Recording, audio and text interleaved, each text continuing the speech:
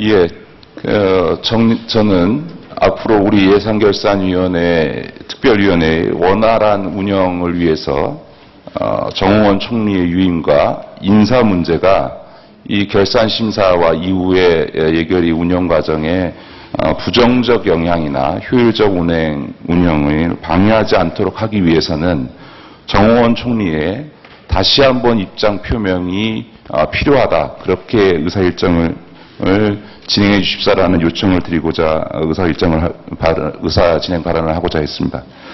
먼저는 그 위원장님의 진행에 대해서 깊은 유감의 뜻을 표합니다. 앞으로 1년간 이 예결 특위가 운영됨에 있어서 원활한 진행을 위해서는 의원들의 정당한 권한을 그렇게 위원장이 제한하시지는 않았으면 좋겠다. 그것이 위원회 운영에 있어서 필요하다 이런 점을 말씀을 드리고요. 저는 여야를 떠나서 헌법이 정한 상권분립체제 하에서의 입법부와 사법부의 관점에서 이 자리에 계신 여당 의원님들께서도 이 문제에 대해서 판단해 주셨으면 좋겠습니다. 지난 6월 26일 날 정홍원 총리를 유임하겠다는 청와대 발표가 있은 이후에 정홍원 총리는 오늘 공식적으로 처음으로 국회에 와서 발언을 하시는 자리입니다.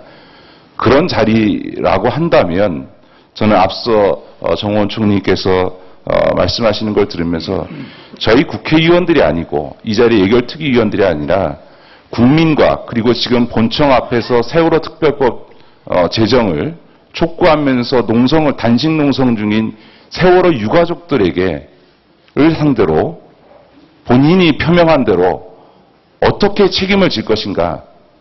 책임을 지겠다고 했다가 다시 그것을 걷어들이고 총리직을 다시 수행하겠다라고 하는 본인 스스로 얘기했던 그 민망스러운 상황에서 국민들과 세월호 유가족들에게 그러면 내가 어떻게 책임을 지겠다라고 하는 것에 대한 훨씬 더 분명한 의사와 뜻을 밝혔어야 한다고 저는 생각을 합니다. 무엇보다 아마 국민들뿐만 아니라 이 자리에 계신 장 차관님들 그리고 전 공직자들이 정홍원 총리의 유임 발표를 보면서 황망하기가 그지없었을 겁니다. 헌정사상 초유의 사태라는 것.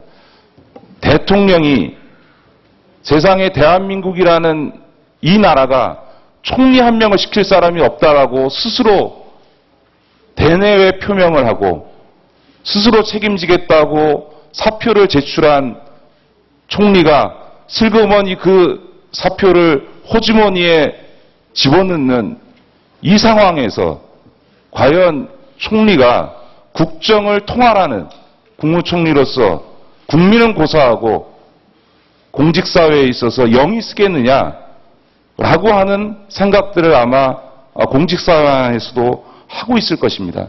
그런 점에서 저는 총리가 보다 분명하고 진솔한 그리고 자신의 의지를 다시 밝혀야 한다고 생각하고요. 마지막으로 세 번째로 지금 정홍원 총리도 연이은 총리 후보자 인사 실패에 따른 국정 공백을 우려해서 대통령의 결정을 수용했다고 말씀하셨습니다. 맞습니다. 인사 실패, 아니 더 나아가서 인사 참사 수준의 상황이 벌어지고 있습니다. 어제 김명수 교육부 장관 후보자 지명이 철회됐고 오늘 정성근 문체부 장관 후보자가 스스로 사퇴했습니다. 그런데 이 인사 참사 수준의 문제에 대해서 대통령도 재청권을 행사했던 국무총리도 국민들에게 사과하고 있지 않습니다.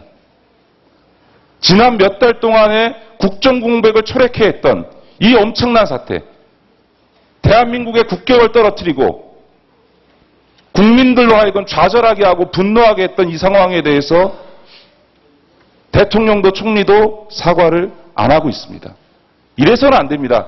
이곳에 어떻게 국가를 개조하든 혁신하든 하겠습니까? 저는 그런 점에서 이번 이 인사 문제에 대해서 정홍원 총리가 재청권자로서 책임 있게 국민에게 사과하고 그 의사표명을 해야 된다고 생각합니다. 이상의 문제에 대해서 정홍원 총리의 다시 한번 입장 표명을 할 수 있도록 위원장님께서 의사일정을 해주실 것을 요청드립니다.